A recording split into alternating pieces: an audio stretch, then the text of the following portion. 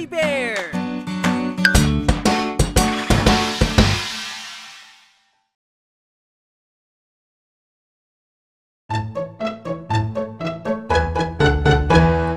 Ang mga pagkaing Pinoy, pag-iisipin mo, matatakam ka na.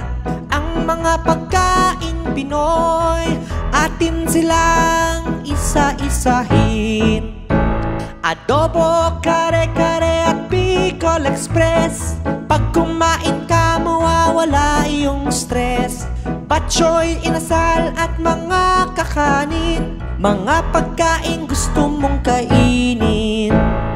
Ang mga pagkaing Pinoy, pag-iisipin mo, matatakam ka na. Ang mga pagkaing Pinoy, atin silang isa-isahin. Sinigang, dinuguan at pansit, takam na takam, sulit na sulit. KBL, afritada, mechado at estofado, pangalan pa lang busog na tayo. Ang mga pagkaing Pinoy, pag-iisipin mo, matatakam ka na. Ang mga pagkaing Pinoy, atin silang isa-isahin.